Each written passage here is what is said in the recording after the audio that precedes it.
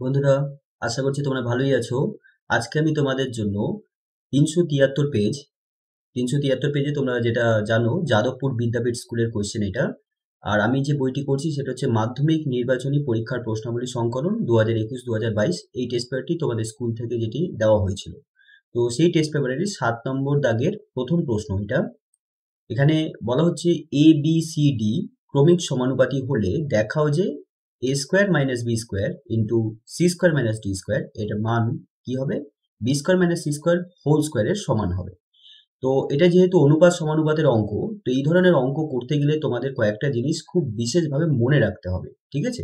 এই জিনিসগুলো যদি তোমরা ঠিকমতো মনে না রাখো তাহলে কিন্তু এই অঙ্কগুলো তোমরা ঠিকমতো পারবে না। অঙ্কের ভিতরেও ভুল হয়ে যেতে পারে, হয়তো দেখা গেল অঙ্কের উত্তরটা ঠিক আসলো, মানে বাম পক্ষ ডান পক্ষ সমান আসলো, কিন্তু তা সত্ত্বেও দেখা গেল অঙ্কের ভিতরে তোমাদের কিছু ভুল থেকে গেছে, যে কারণে তোমরা কিন্তু নাম্বার নাও পেতে পারো। তাই কয়েকটা বিশেষ জিনিসের উপর তোমাদের গুরুত্ব রাখতে হবে এবং সেইগুলো আমি এখানে উল্লেখ করে দিচ্ছি। এগুলো অবশ্যই তোমরা কিন্তু অঙ্ক করার সময় খেয়াল রাখবে, ঠিক আছে? তো দেখো, সবার প্রথম জিনিস যেটা, আমাদের সূচকের নিয়মগুলো খুব পরিষ্কারভাবে জানা উচিত। সূচকের নিয়ম যেটা তোমরা ক্লাস 9-এ হয়তো করেছো, আর যদি না করে থাকো তাহলে কোনো অসুবিধা নেই, আমি এখানে নিয়মগুলো বলে দিচ্ছি আর একবার, তুমি সেগুলো দেখে নাও, ঠিক আছে? তো দেখো, সবার ফার্স্ট হচ্ছে আমরা এই রকম, যদি দুটো সংখ্যা বা দুটোর বেশি সংখ্যা যদি গুণ আকারে থাকে এবং তার আবার যদি হোল স্কোয়ার বা কোনো হোল কিউব মানে এরকম কোনো পাওয়ার যদি থাকে, তো আমি এখানে হোল স্কোয়ার হিসেবে তোমাকে বোঝাচ্ছি। তো যদি এটা এ বি হোল স্কোয়ার থাকে তাহলে এটাকে সবসময় তুমি লিখবে এ স্কোয়ার বি স্কোয়ার, ঠিক আছে? A square B square. এটা কখনোই এই রকম হবে না। এ বি হোল স্কোয়ার মানে কখনো এটা হবে না, এটা হবে না, ঠিক আছে? এ বি হোল স্কোয়ার মানে হলো এ রো স্কোয়ার হবে, বি রো স্কোয়ার হবে। এটা তো ফার্স্ট নিয়ম। সেকেন্ড নিয়ম হচ্ছে এরকম, ধরো তোমার কাছে এরকম দিয়েছে এর পাওয়ার এম আর তার আবার পাওয়ার এন। তাহলে তখন আমরা কি করব, এর পাওয়ার যেটা এম ছিল এবং তার পাওয়ার যদি এন থেকে থাকে তাহলে এই দুটো পাওয়ার কি হয়ে যাবে, পাওয়ার পাওয়ারের মধ্যে গুণফল হবে, অর্থাৎ A to the power M into N হবে। তাহলে এই নিয়মটা যদি হয়ে থাকে তাহলে আমি এখানে ৩ নম্বর নিয়মে বলবো, ধরো তোমার কাছে এরকম কিছু আছে A to the power M B to the power N, এবার হোল টু দি পাওয়ার ধরে নাও এক্স আছে। তাহলে এখানে তখন তুমি কি করবে, এ টু দি পাওয়ার এম, যেমনটা এই নিয়মটা আমি বললাম, এরও পাওয়ার 2 হবে এখানে ইন্টু বি এর পাওয়ারও 2 হবে। তাহলে এই হিসাবে এ টু দি পাওয়ার এম আছে, তাহলে তার পাওয়ার কি হবে, এক্স হবে, ইন্টু বি এর পাওয়ার এন আছে, হোল পাওয়ার এক্স হবে। এইবার যদি এইখানে আমি এই নিয়মটা প্রয়োগ করি, পাওয়ার পাওয়ারের মধ্যে কি হয়, গুণফল হয়, তাহলে এখানে পাওয়ার এম এখানে পাওয়ার এক্স, তাহলে কি হবে A to the power M X into B to the power N X, ঠিক আছে? তাহলে এই জায়গায় তুমি এই স্টেপটা কিন্তু বাদ দিতে পারো, অর্থাৎ সরাসরি তুমি কিন্তু এই স্টেপটা করতে পারো, A to the power M X into B to the power N X. একটা উদাহরণ নিয়ে নিই, যেমন ধরে নাও তোমার কাছে আছে A square B cube whole square আছে। তাহলে এখানে আমি কি করব, এর পাওয়ার 2 আছে তার আবার হোল পাওয়ার 2 আছে, তাহলে এখানে হয়ে যাবে এ টু দি পাওয়ার 2 ইন্টু 2 অর্থাৎ 4 গুণ, এখানে কিছু নেই মানে গুণ দিতে পারো বা নাও দিতে পারো, ইন্টু বি এর পাওয়ার 3 আছে এখানে হোল পাওয়ার 2 আছে, তাহলে 3 ইন্টু 2 6 অর্থাৎ বি এর পাওয়ার 6। এইভাবে হবে। তো এইটা খুব গুরুত্বপূর্ণ, আমি এই কটা নিয়ম বললাম। আরেকটা নিয়ম যেটা সব থেকে বেশি আমাদের এখানে কাজে লাগে এবং এই নিয়মেই অনেক ছাত্রছাত্রী ভুল করে থাকে, তো এই নিয়মটা খুব ভালো করে শিখে রাখো, এখানে ভুল হওয়ার কোনো জায়গা কিন্তু তোমরা রাখবে না। তো সেই নিয়মটা হচ্ছে এরকম, এ আছে বি আছে প্লাস ধরে নাও বি আছে সি আছে, এবার এই নাম্বারটার হোল পাওয়ার ধরে নাও এম আছে, তুমি এম হিসেবে 2 নিতে পারো, ঠিক আছে? আমি তোমাদের সুবিধার্থে এখানে 2 নিয়ে নিলাম। চলো, এখানে 2 থাকতে পারে, 3 থাকতে পারে, 4 থাকতে পারে, এরকম কোনো পাওয়ার থাকতে পারে। এবার দেখো, এখানে অনেকেই ভুল করে যেটা করে, A B plus B C যদি হোল স্কোয়ার থাকে অনেকেই কি করে দেয়, এ স্কোয়ার বি স্কোয়ার করে দেয় plus B square C square করে দেয়, কিন্তু মনে রাখবে এটা কিন্তু সব থেকে বড় ভুল, এটা হবেই না, ঠিক আছে? তাহলে এখানে কি হবে, তাহলে এখানে হবে কি, দেখো সবার প্রথমে দেখো এখানে কি কমন যাচ্ছে, A B plus B C, তাহলে এখানে বি কমন যাচ্ছে, তাহলে প্রথম কাজ হচ্ছে আমি বিটাকে কমন নেব, ভেবে নাও পাওয়ারটা নেই, ভেবে নাও পাওয়ারটা নেই তোমার কাছে, ঠিক আছে? তাহলে তুমি ভাবো তোমার কাছে কি আছে, এই যে পাওয়ারটা যদি না থাকে তাহলে তোমার কাছে এবি প্লাস বিসি আছে, তাহলে তুমি কি নেবে, বিটাকে কমন নেবে। তাহলে কি পড়ে থাকবে এখান থেকে, এ পড়ে থাকবে আর এখান থেকে সি পড়ে থাকবে। এইবার ভাবো পাওয়ারটা আছে, তাই এখানে তখন তুমি সেকেন্ড ব্র্যাকেট অথবা থার্ড ব্র্যাকেট দিয়ে হোল স্কোয়ার লিখবে। এবার আবার আমরা এই নিয়মটা প্রয়োগ করব এইখানে। দেখো দুটো সংখ্যার গুণফল আছে, এখানে দুটো সংখ্যার বেশি সংখ্যাও থাকতে পারে, ঠিক আছে, দুটো সংখ্যার গুণফল আছে তার স্কোয়ার আছে। তাহলে এখানে বি এর সাথে এ প্লাস সি গুণফল আকারে আছে, তাহলে এই হিসাবে কি হবে, এখানে বিরও স্কোয়ার হবে আর এ প্লাস সিরও স্কোয়ার হবে। তাই তো, তোমাদের বোঝাতে পারলাম নিশ্চয়ই? বুঝতে যদি কোনো অসুবিধা হয়ে থাকে আমাকে অবশ্যই কমেন্ট করো, আর বুঝতে পারলেও তোমরা কমেন্ট করতে পারো, ঠিক আছে, নিজেদের মতামত আমাকে জানাতে পারো। তো বি স্কোয়ার হবে আর এখানে এ প্লাস সি এর হোল স্কোয়ার হবে। আর এখানে এ প্লাস সি হোল স্কোয়ারে আমরা কিন্তু ফর্মুলা ফেলবো না, যদি খুব দরকার পড়ে তখনই আমরা ফর্মুলায় ফেলবো, না হলে ফর্মুলায় ফেলবো না। সাধারণত তোমাদের বইতে অনুপাত সমানুপাতের অঙ্কে এই রকম ধরনের যেখানে ফর্মুলা আছে, এ ধরো এটাকে তুমি এ যদি ভাবো, এটাকে যদি বি ভাবো, তাহলে এ মাইনাস বি হোল স্কোয়ারের ফর্মুলা আছে, কিন্তু আমরা এখানে ফর্মুলায় ফেলবো না, ঠিক আছে, খুব যদি দরকার পড়ে, খুব বেশি দরকার পড়লে তবেই ফেলবো, না হলে ফেলবো না। আচ্ছা, তাহলে আমি যে নিয়মগুলো বললাম সেগুলো অবশ্যই মনে রাখবে, এগুলো হচ্ছে সূচকের নিয়ম, ঠিক আছে, এই নিয়মটা এই নিয়মটা তোমাদের কিন্তু মনে রাখতে হবে, আর এই নিয়মটা তো খুব ভালো করে মনে রাখতে হবে, ঠিক আছে, এখানে যেন ভুল না হয়ে থাকে। আচ্ছা, এটা হলো তো তোমাদের নিয়মগুলো যেগুলো মনে রাখতে হবে।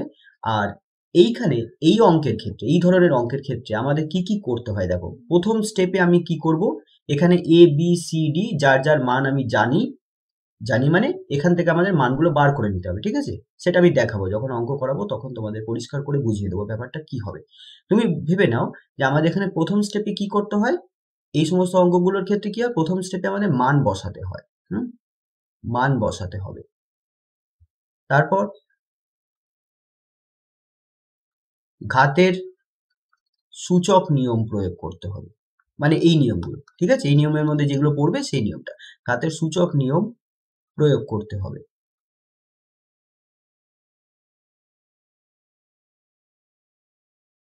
তৃতীয় নিয়ম আমাদের যদি কমন যায়, তাহলে কমন নিতে হবে। সবসময় কমন যাবে এমনটা না, যেমন আমি এখানে তোমাদের কমন দেখানো দেখিয়ে দিচ্ছি কিভাবে কমন নিতে হয়। তো যদি কমন যায় আমাদের কমন নিতে হবে, এবং কমন নেওয়ার পর যদি কমন যায় তাহলে কমন নিয়ে নিলে, এবং নেওয়ার পর যদি কাটাকুটি যায়, কাটাকুটি হলে কাটতে হবে, ঠিক আছে, কাটতে হবে। এই চারটি নিয়ম যদি তোমরা ফলো করো তাহলে দেখবে এই অঙ্কগুলো খুব সহজ হয়ে যাবে। প্রথমে মান বসাতে হবে, দ্বিতীয় হচ্ছে ঘাতের সূচক প্রয়োগ করতে হবে, 3 নম্বর যদি কমন যায় তাহলে কমন নিতে হবে, যদি না যায় তাহলে অসুবিধা নেই, যদি কমন যায় তাহলে কমন নিয়ে নেবে, এবং 4 নম্বর নিয়ম যদি কাটাকুটি হয় তাহলে কাটতে হবে। আচ্ছা চলো তাহলে এবার আমরা ম্যাথটা শুরু করি। এখানে এবিসিডি ক্রমিক সমানুপাতি বলেছে, তো ক্রমিক সমানুপাতির অর্থটা কি এটা আমাদের বুঝে নিতে হবে। যদি এবিসিডি ক্রমিক সমানুপাতি হয়, ঠিক আছে, যেহেতু আমরা এখান থেকে সমাধানটা শুরু করছি, যেহেতু এ বি সি ডি ক্রমিক সমানুপাতি, যদি ক্রমিক সমানুপাতি হয় তাহলে তার অর্থ হয় এ বাই বি, অর্থাৎ এ বি এর অনুপাত এটা সমান হবে বি সি এর অনুপাতের সাথে, আবার এটা সমান হবে সি আর ডি এর অনুপাতের সাথে, ঠিক আছে, তাহলে এইটা হচ্ছে ক্রমিক সমানুপাতি। তাহলে এ বি সি ডি ক্রমিক সমানুপাতি হলে A by B equals to B by C equals to C by D হবে। এখন এই অঙ্কটা করার জন্য আমি এখানে কি করব, প্রত্যেকটা অনুপাতকে কে এর সাথে সমান ধরে নেব, কে ধরি, ঠিক আছে, কে ধরি এখানে। এইবার যদি কে ধরে থাকি তাহলে এখান থেকে সবসময় আমরা কি করব, আমরা এই পেছনে সি বাই ডি আছে, সবার শেষে সি বাই ডি আছে, এই মানটাকে আমরা সবার প্রথমে নেব, ঠিক আছে, আমরা পেছন থেকে শুরু করব সবসময়। তাহলে C by D equals to আমরা কে লিখতে পারি, তাই তো, C by D equals to তো কে, তাহলে C by D equals to K লিখতে পারি। তাহলে এখান থেকে আমরা কি পাচ্ছি, সি ইকুয়ালস টু পাচ্ছি ডি কে। এটাকে বক্স করে দাও, ঠিক আছে, এতে কি হবে আমাদের চোখে পড়বে জিনিসটা, যে সি এর মান কত, সি এর মান ডি কে। এবার বি বাই সি, এটাও কি কে এর সমান, তাই না, বি বাই সি এটাও কে এর সমান, তাহলে এখানে লিখবো কি B by C equals to K. তাহলে এখান থেকে পাচ্ছ B equals to C K, আমরা এখানে কোনাকুনি গুণ করলাম B equals to C K. এবার দেখো বি যদি সি কে সমান হয়, আবার সি এর মান তো আমি জানি ডি কে, তাহলে এখানে সি এর জায়গায় আমি কি বসাবো, ডি কে বসাবো। তাহলে পাচ্ছি ডি কে ইন্টু কে, তাই তো? তাহলে কি হলো, তাহলে আমরা পেলাম B equals to D K square. খুব সহজ, B equals to D K square. আর সর্বশেষ আমি এখানে লিখবো এ বাই বি, এটা হচ্ছে কে এর সমান, তাহলে এ by B equals to K. তাহলে এখান থেকে আমি কি লিখতে পারি, এ ইকুয়ালস টু বি কে, তাই তো? এইবার দেখো বি এর মান তো আমি জানি ডি কে স্কোয়ার, তাহলে এখানে আমি আবার দেখতে পাচ্ছি বি, তাহলে এই বি এর জায়গায় আবার মান বসিয়ে দেবো ডি কে স্কোয়ার, আর এখানে একটা কে আছে। তাহলে আমরা কি পেলাম, A equals to D K cube হলো, ঠিক আছে? দেখো 2 এর পাওয়ার যদি 2 হয়, আবার 2 এর পাওয়ার যদি 3 হয়, তাহলে এই দুটো সংখ্যাকে গুণ করলে আমরা পাবো 2 এর পাওয়ার 2 প্লাস 3, অর্থাৎ গুণফলের সময় পাওয়ার আর পাওয়ার এখানে যোগ হবে। তাহলে এখানেও কে স্কোয়ার আছে, এখানে কে এর পাওয়ার 1 আছে, অর্থাৎ কে এর পাওয়ার 3 হয়ে গেল 2 প্লাস 1। তাহলে এর মান আমি কি পেলাম, ডি কে কিউব, ঠিক আছে? এর মান ডি কে কিউব, বি এর মান ডি কে স্কোয়ার, সি এর মান ডি কে। এখন এ বি সি ডি মানে এ বি সি এই তিনটে রাশির মান আমরা জানি, ডি এর মান আমরা জানি না, তাই ডিটাকে আমরা ডি হিসাবেই ধরে নেব, ঠিক আছে? এইবার এই যে মানগুলো জানি, এই মানগুলো আমরা এবার বসাবো কোথায়, এটা হচ্ছে বাম পক্ষ আর এই দিকটা হচ্ছে ডান পক্ষ।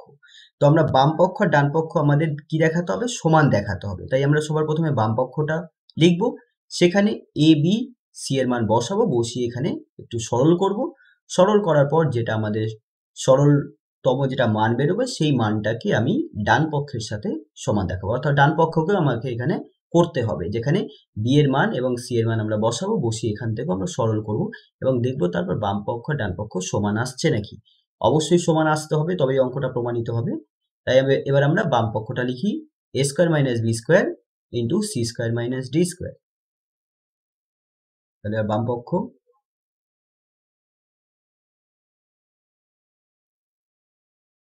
A square minus B square into C square minus D square. তাহলে এবার যে যে মানগুলো জানি বসিয়ে দেবো, যেমন আমি বলেছিলাম প্রথম স্টেপে আমাদের কি করতে হবে, মান বসাতে হবে, ঠিক আছে? তাহলে এর মান D K cube whole square minus B এর মান ডি কে স্কোয়ার, এবার তার আবার হোল স্কোয়ার আছে, সি এর মান ডি কে তার হোল স্কোয়ার মাইনাস ডি এর মান জানি না, তাই এটাকে এইভাবে রাখতে হবে। এবার দেখো যেমন আমি তোমাদের সূচকের নিয়ম শিখিয়েছি, এখানে ডি কি হবে, ডি এর স্কোয়ার হবে, আর এখানে কে এর পাওয়ার 3 আছে, আবার এখানে 2 আছে, তাহলে কে এর পাওয়ার 3 দুগুণে 6 হয়ে যাবে, মাইনাস এখানে হবে ডি স্কোয়ার, আর কে এর পাওয়ার 2, আর এখানে হোল পাওয়ার 2 আছে, তাহলে কে এর পাওয়ার হয়ে যাবে 4, আর এখানে ডি স্কোয়ার কে স্কোয়ার মাইনাস ডি স্কোয়ার। এরপরে আমাদের কি করতে হবে, দেখতে হবে কিছু কমন যাচ্ছে নাকি, ঠিক আছে? আমাদের নেক্সট স্টেপ কি, নেক্সট স্টেপ ঘাতের সূচক প্রয়োগ করতে হবে, যেটা আমরা করে নিয়েছি। এই যে এইভাবে যে আমরা ঘাতের সূচক প্রয়োগ করলাম, এখানে সূচকের নিয়ম প্রয়োগ করলাম, এটা হচ্ছে আমাদের সেকেন্ড স্টেপ। এবার থার্ড স্টেপে আমাদের কি, থার্ড স্টেপে যদি কমন যায় তাহলে কমন নিতে হবে, তাহলে আমাদের দেখতে হবে কিছু কমন যাচ্ছে নাকি। দেখো এখানে ডি স্কোয়ার কে টু দেওয়ার 6 আছে, এখানে ডি স্কোয়ার কে টু দেওয়ার 4 আছে, তাহলে ডি এর সব থেকে ন্যূনতম ঘাত বা পাওয়ার কত আছে, 2, তাহলে এখানে ডি স্কোয়ার কমন যাবে। এখানে কে 6টা আছে, এখানে কে 4টে আছে, তাহলে আমি কে 4খানা কমন নিতে পারি। তাহলে এখানে ডি স্কোয়ার তো কমন নিয়ে নিয়েছি, তাহলে এখানে দুটো কে পড়ে থাকবে, কারণ কে টু দেওয়ার 4 নিয়েছি, তাহলে কে স্কোয়ার পড়ে থাকবে, মাইনাস ডি স্কোয়ার কে টু দেওয়ার 4 এটা পুরোটাই নিয়ে নিয়েছি, তাহলে এখানে 1 পড়ে থাকবে। এবার ইন্টু দাও, এখান থেকে কি কমন যাচ্ছে, দেখো ডি স্কোয়ার কমন যাচ্ছে, তাই না? তাহলে পড়ে থাকছে কে স্কোয়ার মাইনাস 1। খুব সহজ ছিল বন্ধুরা, তাই তো? এইবার আমরা কি করব, দেখো এবার সব কটা সংখ্যা কিন্তু এখানে গুণ আকারে আছে, ঠিক আছে? গুণ যদি থাকে তাহলে এখানে ডি স্কোয়ার আছে, এই ডি স্কোয়ার তার সাথে গুণ আছে, তাহলে ডি স্কোয়ারের সাথে যদি ডি স্কোয়ার গুণ করি, তাহলে এখানে পাওয়ার পাওয়ার কি হয়ে যাবে, যোগ হয়ে যাবে, অর্থাৎ কি হয়ে যাবে, ডি এর পাওয়ার 4 হয়ে যাবে। তাহলে ডি এর পাওয়ার 4, কে এর পাওয়ার 4, আর কে স্কোয়ার মাইনাস 1 এখানে দুবার আছে, তাহলে কে স্কোয়ার মাইনাস 1 হোল স্কোয়ার হয়ে যাবে। তাহলে এইটাই হলো সব থেকে সরলতম মান বাম পক্ষ থেকে যেটা আমরা করলাম। এবার আমরা ডান পক্ষটা লিখব। এবার ডান পক্ষতে আছে B square minus D square, এটার হোল স্কোয়ার। একবার আমি চেক করে নিই, বি স্কোয়ার মাইনাস ডি স্কোয়ারের হোল স্কোয়ার। না, সি স্কোয়ার আছে, তাই তো, সি স্কোয়ার, তাহলে B square minus C square আছে। তাহলে এবার আমরা আবার এখানে মান বসাবো, ঠিক আছে। এবার যখন বি এর মান বসাবো তাহলে কত বসাবো, D K square, D K square, আবার এটার বি স্কোয়ার আছে, তার মানে প্রথমে তো বি লিখলাম, তার আবার স্কোয়ার, মাইনাস সি এর মান ডি কে লিখে তার আবার স্কোয়ার, আর এখানে আমি সেকেন্ড ব্র্যাকেট দেবো, কারণ আমি অলরেডি ভিতরে একটা ফার্স্ট ব্র্যাকেট দিয়ে দিয়েছি, তাহলে এবার সেকেন্ড ব্র্যাকেট দিতে হবে, তার আবার হোল স্কোয়ার, ঠিক আছে। এটা সবসময় ভাববে যে এখানে হোল স্কোয়ার নেই, ভাববে এখানে কোনো পাওয়ার নেই, তুমি ভিতরের কাজটা করছো। যখনই পাওয়ারটা মাথায় রাখবে না, তাহলে তোমার মাথার উপরে একটু জোর পড়বে, সুতরাং অঙ্কটা ভুল হয়ে যেতে পারে। ভেবে নাও পাওয়ারটা নেই, তুমি শুধু লিখে লিখে যাবে, ঠিক আছে, পাওয়ারটা নেই ভাবো। তাহলে এখানে ভাঙালে কত হবে, ডি স্কোয়ার হবে, আর এখানে পাওয়ার ভাঙালে কত হবে, 4 হবে, আর এখানে ডি স্কোয়ার হবে, কে স্কোয়ার হবে, এবার হোল স্কোয়ার দিয়ে দাও।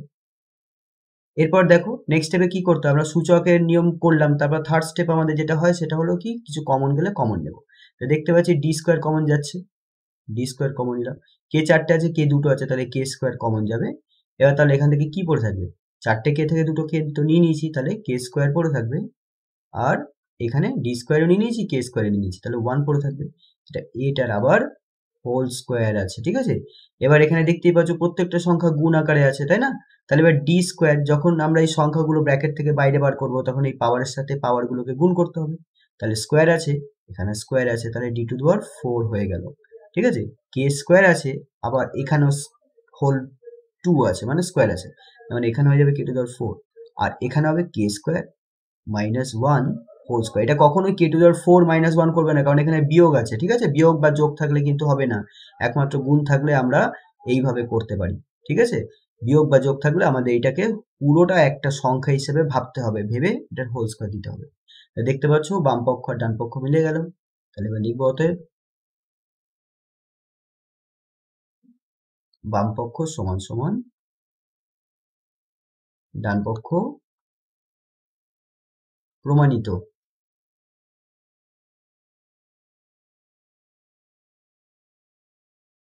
বন্ধুরা, পরের দাগের প্রশ্ন 7-2, এখানে দিয়ে দেওয়া হয়েছে a square by B plus C equals to B square by C plus A equals to C square by A plus B. এই প্রত্যেকটা রাশির মান হচ্ছে একের সমান। তাহলে দেখাও যে 1/1 plus A plus 1/1 plus B plus 1/1 plus C equals to 1। খুব সহজ অঙ্ক, খুবই সহজ অঙ্ক। দেখো এই অঙ্কটা আমরা কিভাবে করব, যেহেতু এখানে প্রত্যেকটা রাশির মান দিয়েছে 1, তাহলে সবার প্রথমে আমি লিখবো C square by A plus B equals to 1, ঠিক আছে। এই রাশিটার মান কি হবে, একের সমান, তাই তো। তাহলে আমরা এই রাশিটাকে নিলাম, এবার আমরা নিয়ে কি করবো, এখানে আর আর গুণ করবো। তাহলে 1 এর সাথে যদি আমি এ প্লাস বি গুণ করি, তাহলে আমি এ প্লাস বি পাবো। তাহলে এখান থেকে আমি কি পেলাম, সি স্কোয়ারের মান এ প্লাস বি। একইভাবে আমরা বি স্কোয়ার এবং এ স্কোয়ারের মান বার করবো। তাহলে এবার লিখবো আবার B square by C plus A equals to 1। তাহলে এখান থেকে আমি কি লিখতে পারি, B square equals to C plus এর সাথে 1 গুণ হলে কি হবে, সি প্লাস এ হবে। তাহলে আমি বি স্কোয়ারের মান পেয়ে গেলাম। একইভাবে আমরা এ স্কোয়ারের মান বার করব। তাহলে A square by B plus C, এটার মান একের সমান। তাহলে লিখবো A square by B plus C equals to 1। তাহলে এখান থেকে তোমরা লিখতে পারো A square equals to B plus C. আচ্ছা, A square B square C স্কোয়ারের মান তো আমরা পেয়ে গেলাম। এরপর আমাদের যেটা করতে হবে কি, আমাদের এই রাশিটার মান, মানে এটা হচ্ছে বাম পক্ষ আর এটা হচ্ছে ডান পক্ষ, অর্থাৎ এই রাশিটার মান আমাদের দেখাতে হবে 1, ঠিক আছে। তাহলে কি করে করব দেখো, আমরা প্রথমে যার মান 1 দেখাতে হবে সেই রাশিটাকে এবার লিখব। এখন 1/1 plus A plus 1/1 plus B plus 1/1 plus C, এটা আমাদের দেখাতে হবে এই রাশিটার মান 1। এখানে আমি কি করব, উপরের সংখ্যাটাকে আমি এ দিয়ে গুণ করব, তাহলে নিচের সংখ্যা 1 প্লাস এ কে, এটাকেও আমাকে এ দিয়ে গুণ করতে হবে। কেন দেখো, ধরো তোমার কাছে একটি সংখ্যা আছে 5/4, এখানে 5/4 কে আমি এইভাবে একটু চেঞ্জ করছি, 5 ইন্টু 2 লিখছি, তাহলে এই 2 আমি উপরে 2 দিয়ে গুণ করেছি, তাহলে নিচেও যদি 2 দিয়ে গুণ করি, আসলে দেখো এই মানটার কিন্তু কোনো পরিবর্তন হচ্ছে না। কেন হচ্ছে না দেখো?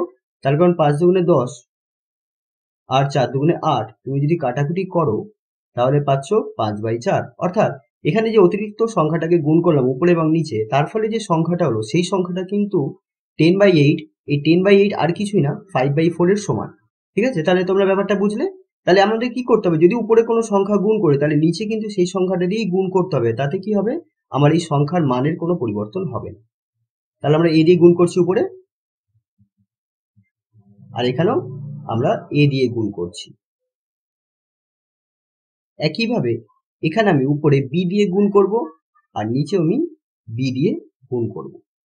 এবং এটা কেন করছি দেখবে তোমরা, তৃতীয় স্টেপটা দেখলেই বুঝতে পারবে যে এটা কেন করলাম। সি দিয়ে 1 কে গুণ করলাম, সি পাবো, আর সি দিয়ে এখানে 1 প্লাস সি কে গুণ করলাম। এবার আমি উপরে যা আছে তাই রাখলাম, নিচে হলো এবার এর সাথে আমি 1 কে গুণ করব, এ 1 কে এ প্লাস এর সাথে এ কে গুণ করব, কত হবে, এ স্কোয়ার হবে, এখানে বি হবে, নিচে হবে বি প্লাস বি স্কোয়ার, এদিকে হবে সি বাই সি একে সি প্লাস সি স্কোয়ার। এবার দেখো তোমরা বুঝতে পারবে কেন করলাম। এই যে আমরা দেখতে পাচ্ছি না এ স্কোয়ার, এই এ স্কোয়ারের মান এবার আমি এখানে বি প্লাস সি বসিয়ে দেবো। এখানে যেটা দেখতে পাচ্ছি বি স্কোয়ার, সেই বি স্কোয়ারের জায়গায় মান বসিয়ে দেবো সি প্লাস এ, আর এখানে যে সি স্কোয়ার দেখতে পাচ্ছি তার জায়গায় লিখে দেবো এ প্লাস বি। এই এ স্কোয়ার বি স্কোয়ার সি স্কোয়ারের মান যেহেতু আমি জানি, তাই এই জায়গাটাতে আমি এমন ভাবে পরিবর্তন করলাম যাতে এ স্কোয়ার বি স্কোয়ার আর সি স্কোয়ার চলে আসে। তার জন্য আমি উপরে প্রথম রাশিটাকে এ দিয়ে আর নিচে এ দিয়ে গুণ করলাম, দ্বিতীয় রাশিটাকে উপরে বি নিচে বি দিয়ে গুণ করলাম, এবং তৃতীয় রাশিটাকে উপরে সি নিচে সি দিয়ে গুণ করলাম। এবার আমরা মানগুলো বসিয়ে দেবো, এ আর এ স্কোয়ারের মান বি প্লাস সি বসিয়ে দাও, এখানে B by B plus B স্কোয়ারের মান সি প্লাস এ, তাহলে এখানে সি প্লাস এ বসিয়ে দাও, C divided by C plus C স্কোয়ারের মান এ প্লাস বি বসিয়ে দাও। আচ্ছা এবার দেখো এই রাশিটাতে নিচে এ প্লাস বি প্লাস সি আছে, এখানে বি বাই কি আছে বি প্লাস সি প্লাস এ আছে, নিচে আছে এ প্লাস বি প্লাস সি, আর এই রাশিটা তো নিচে আছে এ প্লাস বি প্লাস সি। ঠিক আছে, তাহলে এবার আমরা এখানে লসাগু করতে পারি, আর অবশ্যই এই যে মানগুলো বসালাম এখানে কিন্তু লিখে দেবে, যেহেতু A square equals to B plus C, B square equals to C plus A, আর C square equals to A plus B, এটা লিখে দেবে যেহেতু মানটা আমরা বসালাম। তাহলে এবার এখানে যেটা বললাম, নিচে প্রত্যেকটা রাশিতে সমান আছে, এ প্লাস বি প্লাস সি আছে, তাহলে লসাগু যদি করি তাহলে কি পাবো, এ প্লাস বি প্লাস সি পাবো। তাহলে উপরে কি থাকছে, এ থেকে যাবে, এখানেও যেটা আছে এখানেও তো সেটা আছে, তার উপরে যেটা থাকবে সেটাই বসে যাবে। একইভাবে এটা যেটা আছে এখানে তাই আছে, তাহলে উপরে যেটা আছে সেটাই বসে যাবে এখানে। তাহলে আমরা উপরেও পেলাম এ প্লাস বি প্লাস সি, নিচেও পেলাম এ প্লাস বি প্লাস সি, তাহলে এটা কেটে যাবে। আর এখানে একটা কারণ লিখে দেবে, যেহেতু A plus B plus C not equals to zero. ঠিক আছে, এটা আমরা ধরে নিলাম যে A plus B plus C not equals to zero. আসলে এই অঙ্কটাতে দিয়ে দেওয়া দরকার ছিল, এই অঙ্কটাতে এই শর্তটা দেয়নি, এই অঙ্কতে এই শর্তটা দিয়ে দেওয়া দরকার, তাই অঙ্কতে একটু ভুল আছে, এটা দেওয়া উচিত। তাহলে A plus B plus C not equals to zero হলে এটা কেটে যাবে, কেটে গিয়ে কত হবে, উপরে কেটে গেল নিচে কেটে গেল, যদি ভাগফলের এরকম কাটাকুটি হয় তাহলে ভাগফল হবে 1। ঠিক আছে, তাহলে এটা প্রমাণিত হয়ে গেল, এটাই হচ্ছে ডান পক্ষ, আর এটা প্রমাণিত,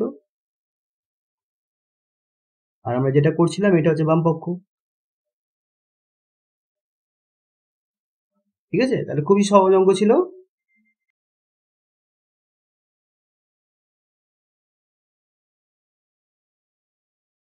বন্ধুরা পরের দাগের প্রশ্ন 7-এর দাগের 3, প্রশ্নে বলা হচ্ছে x এর মান যেটা হচ্ছে √7 প্লাস √3 ডিভাইডেড বাই √7 মাইনাস √3 এবং xy ইকুয়ালস টু 1 হলে আমাদের দেখাতে হবে এই রাশিটার মান ইকুয়ালস টু 12/11।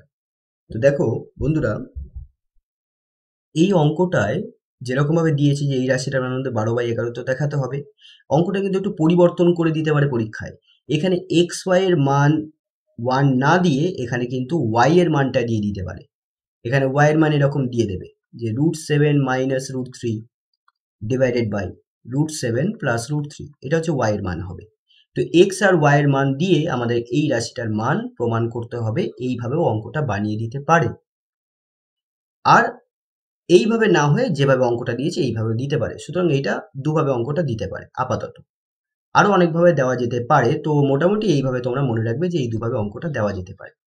তো এই অঙ্কটা করতে গেলে আমাদের যেটা লাগবে, মানে এই রাশিটার মান যে 12/11 দেখাতে হবে, এইটার জন্য আমাদের কি কি লাগবে?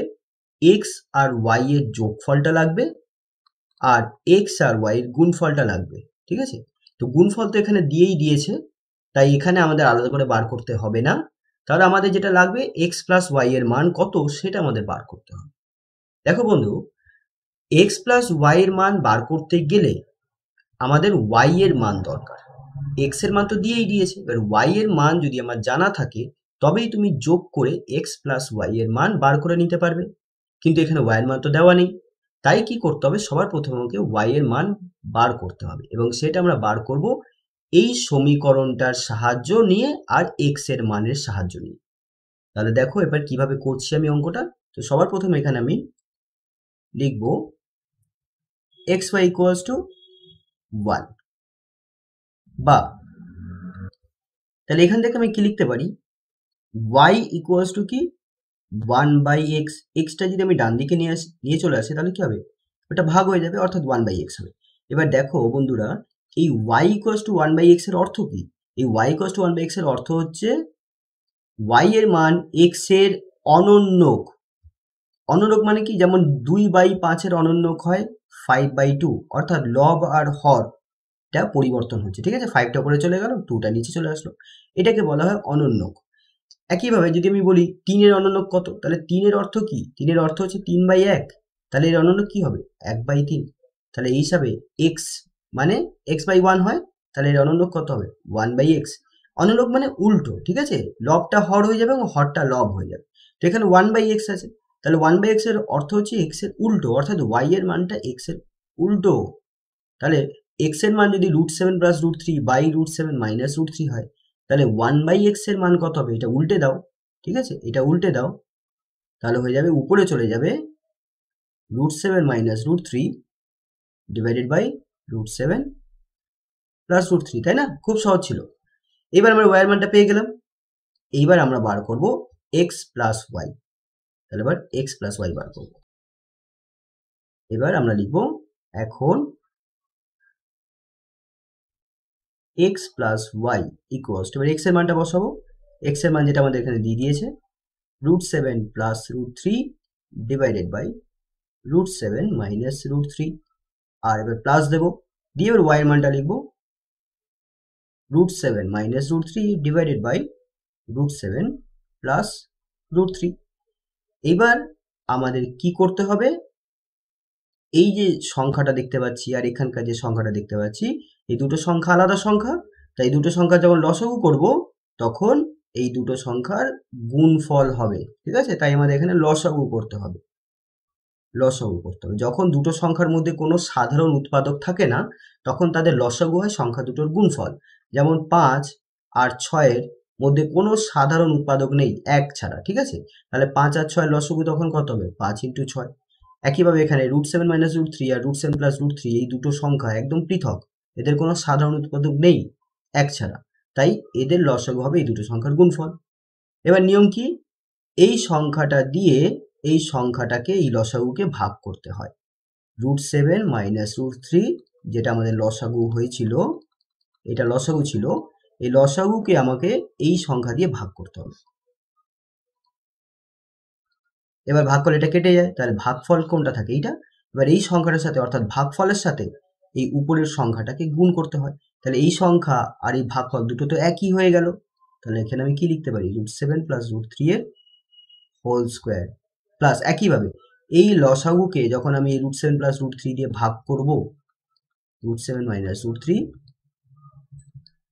ইন্টু √7 প্লাস √3 ডিভাইডেড বাই এই সংখ্যাকে আমরা যদি √7 প্লাস √3 দিয়ে যদি আমি ভাগ করি তাহলে এটা কেটে গেল, তাহলে থাকছে √7 মাইনাস √3। তাহলে এই সংখ্যা দিয়ে এবার উপরের এই সংখ্যাটাকে গুণ করতে হবে। তাহলে তো এই দুটো সংখ্যা একই হয়ে গেল। তাহলে কি হবে, √7 মাইনাস √3 এর হোল স্কোয়ার হয়ে যাবে।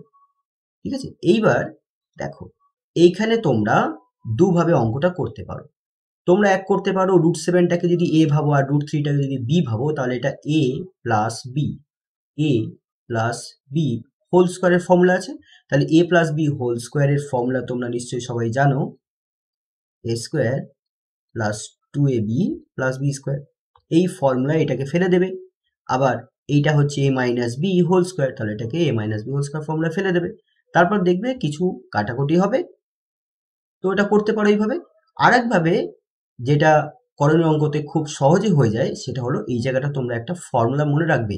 সেই ফর্মুলাটা যদি মনে রাখতে পারো তাহলে অঙ্কটা কিন্তু খুব সহজে হয়ে যাবে। সেটা কি আমি এখানে লিখিয়ে দিচ্ছি। এটা কিন্তু করণীয় অঙ্কতে প্রায় সময় প্রয়োগ হয়ে থাকে। তো এই সূত্রটা যদি মনে রাখতে পারো তাহলে খুব ভালো হয়। √7টাকে a ভাবো আর √3টাকে b ভাবো। তাহলে এখানে কি আছে, a plus B whole square আছে, plus a minus B whole square আছে।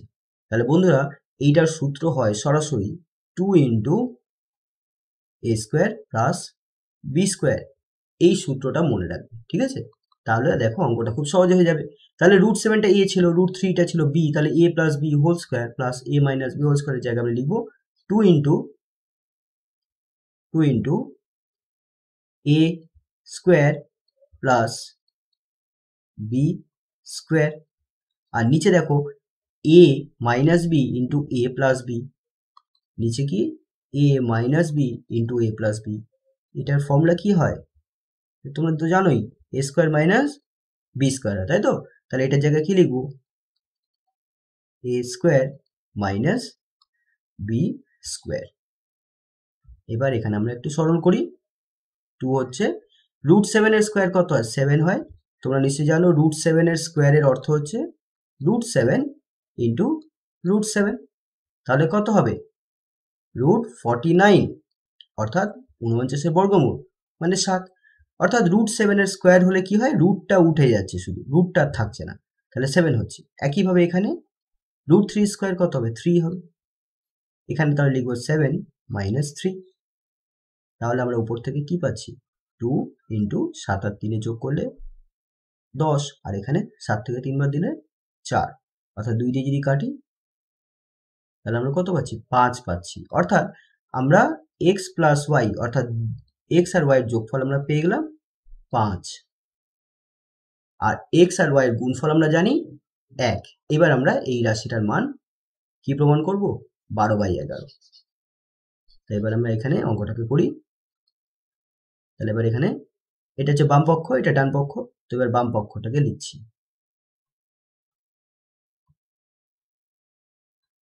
x square plus xy plus y square divided by x square minus xy plus y square. এখানে আমি কি করব, x স্কোয়ার আর y স্কোয়ারটাকে একসাথে রেখে আমরা নেক্সট স্টেপে এটাকে ফর্মুলায় ফেলে দেব। আর এখানে প্লাস xy পড়ে থাকলো, একেবারে নিচেও তাই আছে, x square plus y square, আর এখানে মাইনাস xy। এবার তোমরা নিশ্চয়ই জানো a স্কোয়ার প্লাস বি স্কোয়ারের সূত্র, a স্কোয়ার প্লাস বি স্কোয়ারের সূত্র কি হয়, a plus B whole square minus 2ab। ঠিক আছে, তাহলে এই ফর্মুলাটাই আমরা ফেলবো, a square plus B square সূত্র a plus B whole square minus 2ab। তাহলে এখানে আমরা কি লিখবো, x plus Y whole square minus 2xy। ঠিক আছে, এইটার ফর্মুলা হয়ে গেল x plus Y whole square minus 2xy। আর এখানে একটা প্লাস xy থেকে গেল। একইভাবে নিচেও তো একই জিনিস আছে, তো আমরা একইভাবে লিখে দেবো x plus Y whole square minus 2xy, আর এখানে আছে মাইনাস xy। এবার আমরা মানগুলো জানি, এবার বসিয়ে দেবো। ঠিক আছে, মানগুলো এবার বসিয়ে দেবো। তাহলে দেখো x প্লাস ওয়াই এর মান কত, 5। তাহলে 5 এর square minus 2 into 1 plus 1, x এর মান 1। এখানে বসিয়ে দিলাম 5 এর স্কোয়ার মাইনাস 2 ইন্টু 1 মাইনাস 1। তাহলে 5 স্কোয়ার মানে 25 মাইনাস 2 1 2 প্লাস 1, এখানে 25 মাইনাস 2 1 2 মাইনাস 1। তাহলে 25 থেকে 2 বাদ দাও, 23 হচ্ছে। 23-এর সাথে আবার 1 যোগ করো, তাহলে 24 হচ্ছে। 25-এর থেকে 2 বাদ দাও, 23 হচ্ছে। 23 থেকে আবার 1 বাদ দাও, তাহলে 22 হচ্ছে। তাহলে যদি কাটাকুটি করি, 2 দিয়ে কাটলে উপরে হচ্ছে 12, আর 2 দিয়ে কাটলে নিচে 11। এবং এইটাই আমাদের কিন্তু প্রমাণ করতে দিয়েছিল যে 12/11, তাহলে আমরা পেয়ে গেলাম। তাহলে এখানেই লিখে দেবো প্রমাণিত। প্রমাণিত।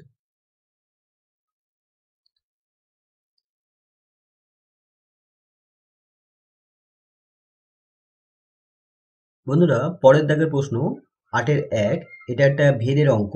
এখানে বলছে x³ + y³ সরল ভেদ x³ - y³ মানে x³ আর প্লাস y³ এর এই মানটা x³ - y³ এর সাথে সরল ভেদে পরিবর্তিত হচ্ছে। তাহলে প্রমাণ করো যে x + y ভেদ x - y। তো এই অঙ্কটা করতে গেলে বন্ধুরা তোমাদের যে জিনিসটা মনে রাখতে হবে সেটা হলো, দুটো রাশির মধ্যে যদি সরল ভেদ হয়, এটা হচ্ছে বলছে x y এর সাথে সরল ভেদে পরিবর্তিত হচ্ছে।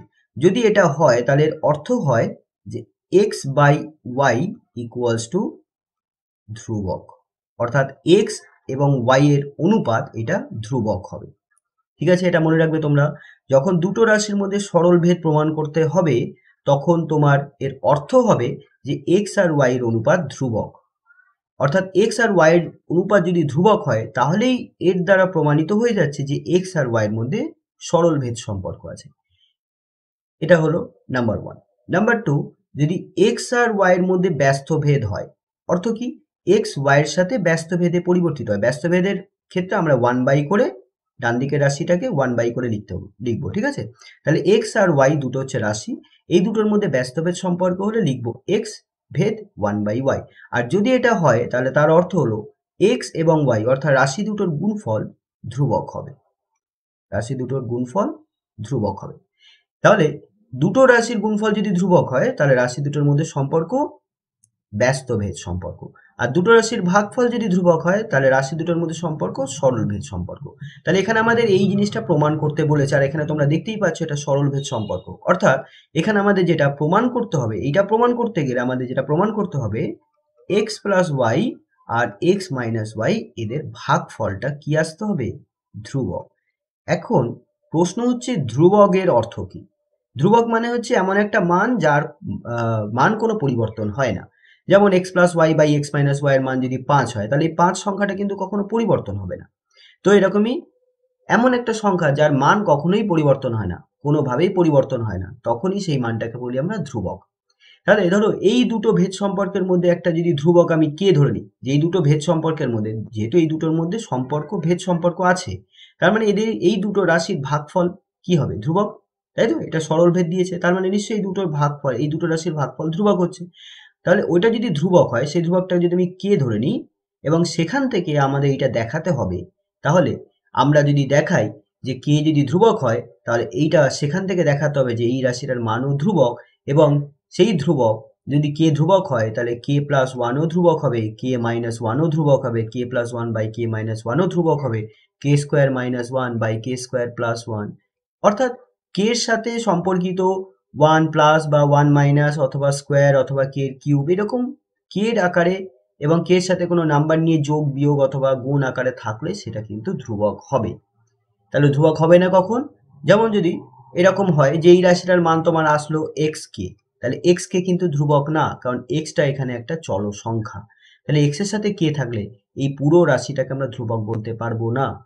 আবার যদি k + x বা k - x থাকে, তাহলে এই রাশিটাকেও আমরা ধ্রুবক বলতে পারবো না। মানে x বা y, অঙ্কটাতে x আর y হচ্ছে চল সংখ্যা, তো এই x আর y কিন্তু থাকা যাবে না। x আর y থাকলেই সেটা কিন্তু ধ্রুবক হবে না। তাহলে x আর y বাদ দিয়ে অন্য যা কিছু থাকতে পারে সেটাই হচ্ছে ধ্রুবক হবে। তাহলে এবার আমরা এখানে কি করব? অঙ্কটা শুরু করি। তাহলে আমাদের যেটা প্রমাণ করতে হবে, এটার মধ্যে সরলভেদ সম্পর্ক দেখাতে বলেছে। তো সরলভেদ সম্পর্কের অর্থ হচ্ছে আমাদের এই রাশিটার মান কি দেখাতে হবে? ধ্রুবক। তাহলে চলো শুরু করি। তো ভেদের অঙ্ক করতে গেলে যতক্ষণ ভেদ চিহ্ন থাকবে ততক্ষণ আমরা অঙ্কটা করতে পারবো না। তাই আমরা সবার প্রথমে এই ভেদ চিহ্নটা তুলব। তো ভেদ চিহ্ন তোলার নিয়ম হচ্ছে এখানে একটা ধ্রুবক নিয়ে আসতে হবে আর একটা ইকুয়ালস টু থাকবে। এটা হয়ে গেল। এইবার অবশ্যই এখানে আমি লিখে দেবো যে কে এটা কি? কে এটা হচ্ছে অশূন্য ভেদ ধ্রুবক। অশূন্য ভেদ ধ্রুবক। এরপর নেক্সট স্টেপে আমি এখানে কে দিয়ে গুণ করব। X cube plus Y cube equals to K X cube minus K Y cube. এরপর আমি এই কে এক্স কিউবকে বাদিকে নিয়ে আসবো, তাহলে সব এক্স এর রাশিগুলো বাদিকে থাকবে, আর এই ওয়াই কিউবটাকে ডান দিকে নিয়ে যাবো, তাহলে ওয়াই কিউবের রাশিগুলো ডান দিকে থাকবে, মানে একদিকে থাকবে। তাহলে এক্স কিউব এদিকে আছে, কে এক্স কিউবটা এদিকে নিয়ে চলে আসলাম, তাই মাইনাস হয়ে গেল। আর এখানে আগে থেকে আছে মাইনাস কে ওয়াই কিউব, সেটা লিখলাম minus K Y cube, minus Y কিউবটা এদিকে চলে আসলো, তাই মাইনাস হয়ে গেল। এরপর আমরা কি করবো, এখান থেকে দেখো কি কমন যাচ্ছে, এক্স কিউব কমন যাচ্ছে, তাই তো? তাহলে পড়ে থাকছে এখান থেকে একটা 1, আর এখান থেকে মাইনাস কে। আর এখান থেকে তোমরা দেখতে পাচ্ছ ওয়াই কিউব কমন যাচ্ছে, তো ওয়াই কিউব কমন নাও, তাহলে এখানে পড়ে থাকছে মাইনাস কে মাইনাস 1। এরপর নেক্সট স্টেপে আমি কি করব দেখো, এই ওয়াই কিউবটাকে এইদিকে নিয়ে চলে আসবো, তাহলে ওয়াই কিউব যদি এইদিকে চলে আসে তাহলে এটা ভাগ হয়ে যাবে, আর এই 1 মাইনাস কেটা ডান দিকে নিয়ে যাবো, তাহলে 1 মাইনাস কেটা ডান দিকে গেলে ভাগ হয়ে যাবে, তাহলে উপরে থাকছে মাইনাস কে মাইনাস 1, আর এদিকে থাকছে 1 মাইনাস কে ভাগফল আকারে। এবার দেখো তো এই রাশিটাকে কি আমি ধ্রুবক বলতে পারি? কারণ আমি তো বলেইছিলাম এক্স আর ওয়াই বাদ দিয়ে যা কিছু থাকবে সেটাই ধ্রুবক, তার মানে এই পুরো রাশিটা হচ্ছে ধ্রুবক। তো এই ধ্রুবকটাকে আমি একটা ছোট করে ধ্রুবক ধরে নিচ্ছি সি কিউব, আমরা এখানে ধরতে পারি, এটা আমরা ইচ্ছা খুশি কিন্তু নিতেই পারি, ঠিক আছে? কিন্তু এক্স আর ওয়াই নেবো না, এটা মাথায় রাখবে। এটাকে আমি সি কিউব নিলাম। সি কিউব কেন নিলাম? কিউব নিলে সুবিধা আছে, এখানে কিউব এখানে কিউব এখানে কিউব, তাহলে কিউব কিউব ক্যান্সেল হয়ে যাবে, ঠিক আছে? এই জন্য আমরা সি কিউব নিলাম, তোমরা সি নিতে পারো। তো এখানে লিখে দেবে, ধরি C cube equals to minus K minus 1 by 1 minus K, এটা হচ্ছে অশূন্য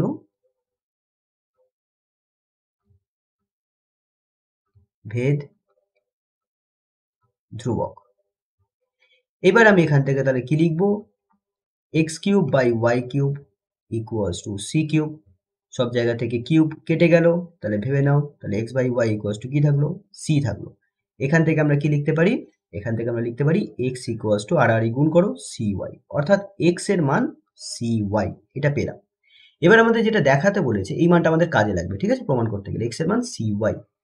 এবার আমাদের যেটা প্রমাণ করতে বলেছে, এটা যেহেতু সরলভেদ সম্পর্ক প্রমাণ করতে বলেছে, তাহলে যেমনটা বললাম সরলভেদ সম্পর্ক প্রমাণ করতে গেলে রাশি দুটোর ভাগফল আমাদের ধ্রুবক দেখাতে হবে। এবার কাকে দিয়ে কি ভাগ করব, কোনটার সাথে কোনটা ভাগ করব, ডান দিকে যে রাশিটা থাকবে সেটা দিয়ে ভাগ করতে হবে, ঠিক আছে? যেমন এখানে এক্স ভেদ ওয়াই আছে, তাহলে ডান দিকে ওয়াই আছে, তাহলে ওয়াই দিয়ে ভাগ করতে হবে, তাহলে এখানে এক্স মাইনাস ওয়াই দিয়ে ভাগ করতে হবে।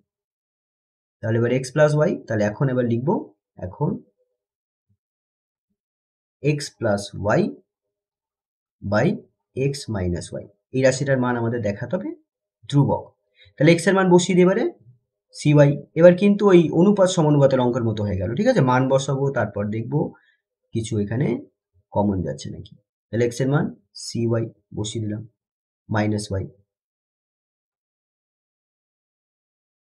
এবার দেখতে পাচ্ছি আমি কি কমন যাচ্ছে, দেখো উপর থেকে ওয়াই কমন যাচ্ছে, থাকছে সি প্লাস 1, বুঝতে পেরেছো নিশ্চয়ই? আর এখান থেকে দেখো বন্ধুরা ওয়াই কমন যাচ্ছে, নিচে থাকছে সি মাইনাস 1।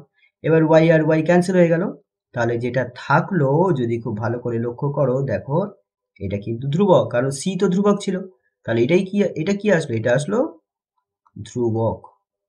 তাহলে আমরা কি পেলাম, তাহলে আমরা পেলাম X plus Y by X minus Y equals to ধ্রুবক। তারপর নেক্সট স্টেপে তুমি লিখবে এক্স প্লাস ওয়াই, এই এক্স মাইনাস ওয়াইটা আমি ডান দিকে নিয়ে যাচ্ছি, তাহলে ধ্রুবকের সাথে গুণ হয়ে যাবে, তাহলে ধ্রুবক ইন্টু এক্স মাইনাস ওয়াই।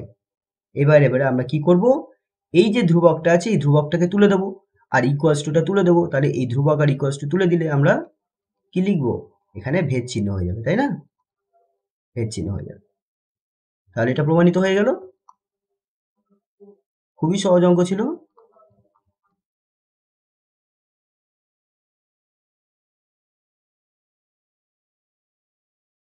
দেখো বন্ধুরা, এটা পরের অঙ্ক 8-2, এটা হচ্ছে ভেদের অঙ্ক।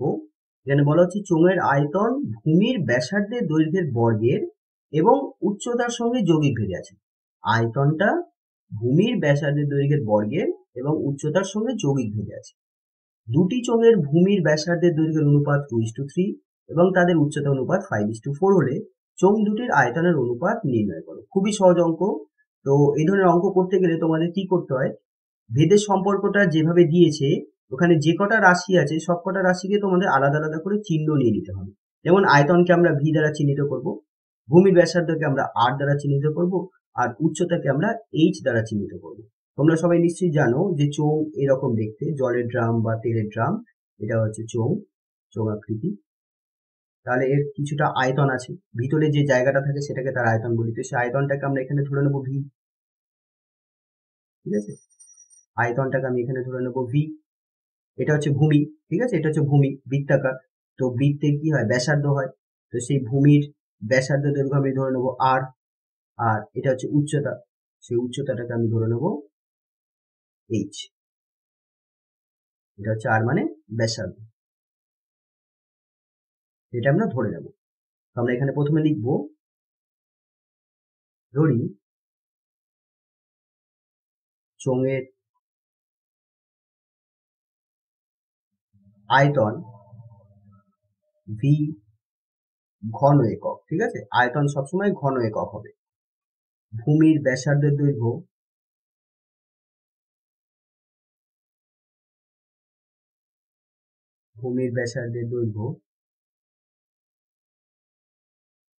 আর একক, এবং উচ্চতার পরিমাপ এইচ একক। তো যদি এমনটা হয়ে থাকে তাহলে এখানে যে সম্পর্কটা বলেছে এটা কিন্তু তোমরা দুবার তিনবার করে পড়বে, পড়ে বোঝার চেষ্টা করবে সম্পর্কটাতে কি বলেছে। চোঙের আয়তন ভূমির ব্যাসার্ধের দৈর্ঘ্যের বর্গ এবং উচ্চতার সঙ্গে যৌগিক ভেদ আছে। তাহলে যৌগিক ভেদে আছে। যৌগিক ভেদে থাকার অর্থ হচ্ছে এরকম যে ভি, ভেদে চিহ্ন দেব, এখানে ভূমির ব্যাসার্ধের দৈর্ঘ্যের বর্গ অর্থাৎ ব্যাসার্ধ দৈর্ঘ্য আর, তার স্কোয়ার, আর উচ্চতা এইচ, এইটার মধ্যে যদি বলে যৌগিক ভেদের সম্পর্ক আছে তাহলে এখানে আমরা গুণ করব, ঠিক আছে? আর স্কোয়ার আর এইচ এর গুণফলটা ভি অর্থাৎ আয়তনের সাথে ভেদে থাকবে। তাহলে আর স্কোয়ার ইন্টু এইচ, এটা হচ্ছে এটার পরিবর্তন, যেটা হচ্ছে সরল ভেদে থাকবে ভি এর সাথে। তাহলে আমরা এইভাবে লিখবো, এটা হচ্ছে শর্তানুযায়ী, এটা দিয়ে দিয়েছি, এটা হচ্ছে শর্তানুযায়ী। এবার আমরা কি করব, এবার আমরা এখানে দেখতে পাচ্ছি যে দুটো চোঙ আছে। এবার দুটো চোঙের ব্যাসার্ধের দৈর্ঘ্য ভিন্ন। একটা চোঙের যদি ব্যাসার্ধ দৈর্ঘ্য 2 হয় আর একটা চোঙের ব্যাসার্ধ দৈর্ঘ্য 3 একক। আর যে চোঙটার ব্যাসার্ধ দৈর্ঘ্য 2 একক তার উচ্চতা 5 একক, আর যে চোঙের ব্যাসার্ধ দৈর্ঘ্য 3 একক তার উচ্চতার পরিমাপ হচ্ছে 4 একক। তাহলে এখানে আমরা যদি তার ব্যাসার্ধ এবং উচ্চতাগুলোকে ধরে নিই, ধরলে আমরা এইভাবে পাবো, লিখবো এখানে যে ধরি যে চোঙের, আর সাথে সাথে তোমরা এটাও করে নেবে যে V equals to K R square H, ঠিক আছে? কে আর স্কোয়ার এইচ, এটা আমরা পরের লাইনে লিখবো, এটা আপাতত এখানে লিখে নাও। কে আর স্কোয়ার এইচ, এখানে কেটা হচ্ছে অশূন্য ভেদ ধ্রুবক, অশূন্য ভেদ ধ্রুবক। খুবই সহজ অঙ্ক এটা। এবার আমরা যেটা লিখবো, যেটা বলছিলাম, যে ধরি যে চোঙের ব্যাসার্ধ আর1 একক, আমরা এখানে দুটো চোঙ দেখতে পাচ্ছি তাই একটা চোঙকে চোঙ 1 আর একটা চোঙকে চোঙ 2 ধরে নেব। তাহলে যে চোঙের ব্যাসার্ধ আর1 একক এবং উচ্চতা h1 একক, সেই চোঙের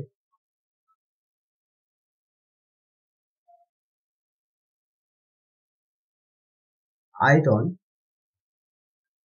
হবে v1 ঘন একক।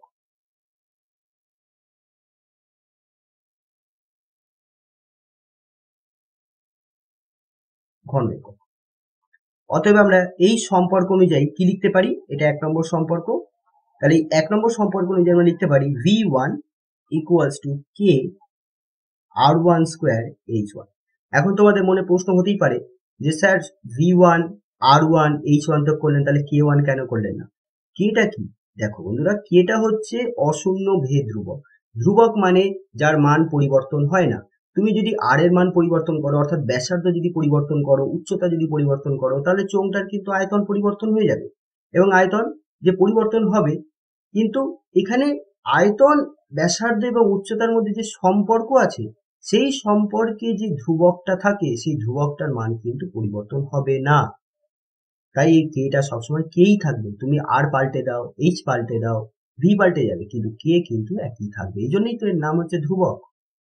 তাই এখানে কে পাল্টাবে না। তাহলে এই অর্থে তাহলে এটা হচ্ছে v1 equals to K R one square h1। এটা হচ্ছে 2 নম্বর সমীকরণ। একইভাবে যে চোঙের ব্যাসার্ধ r2 একক, উচ্চতা h2 একক, সেই চোঙের আয়তন আমরা ধরে নেব v2 ঘন একক। একইভাবে আর এখানে লিখবো না, সরাসরি লিখে দেবো এখানে। একইভাবে v2 equals to K r2 square h2। ঠিক আছে, তাহলে এটা হচ্ছে আমার কাছে 3 নম্বর সমীকরণ। এবার এখানে দেখো প্রশ্ন অনুযায়ী কি দিয়েছে, ব্যাসার্ধের দৈর্ঘ্যের অনুপাত 2:3। তার মানে কি আমি বলতে পারি r1 আর r2 এর অনুপাত কি 2:3, আর উচ্চতার অনুপাত 5:4। তার মানে h1:h2 কত লিখতে পারি 5:4, তাই তো? এটাই তো লিখতে পারি। তাহলে আমরা লিখব প্রদত্ত, অর্থাৎ দেওয়া আছে r1:r2 2:3। চেক করে নিই, 2:3, হ্যাঁ ঠিক আছে। এবার এর অর্থ কি? এর অর্থ হচ্ছে r1/r2, অনুপাত মানে ভাগ করতে পারি 2/3। এটা আমরা কাজে লাগাবো, তাই এটাকে এইভাবে লিখছি। এবং h1:h2 এটা হচ্ছে 5:4, 5:4। তাহলে এর অর্থ হচ্ছে h1/h2 কত হচ্ছে 5/4। এটাকে আমরা কাজে লাগাবো।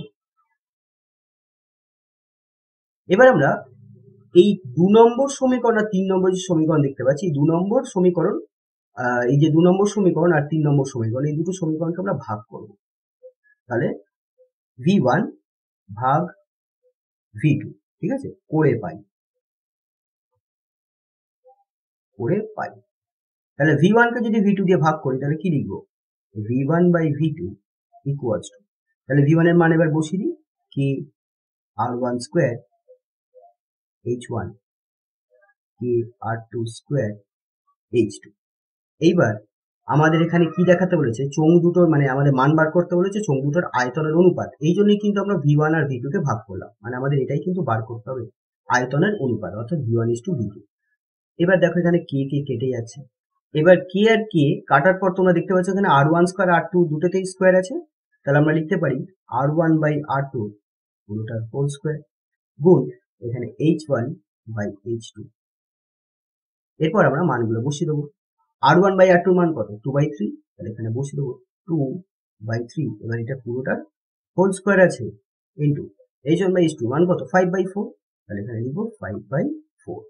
এবার অবশ্যই এখানে লিখে দেবো যে r1/r2 মান হচ্ছে 2/3 এবং h1/h2 মান হচ্ছে 5/4। এরপর দেখো 2 এর স্কোয়ার মানে হয় 4, 3 এর স্কোয়ার মানে হয়ে গেল 9 ইন্টু 5/4, 4 ক্যান্সেল হয়ে গেল। তাহলে কি পেলাম 5/9। অর্থাৎ আমরা পেলাম v1:v2 এর মান হচ্ছে 5:9। তাহলে এটাই হচ্ছে এই প্রশ্নের উত্তর। খুবই সহজ অঙ্ক ছিল, তোমরা 2বার 3বার করে অঙ্কটা প্র্যাকটিস করবে, দেখবে খুব সহজ লাগবে অঙ্কটা।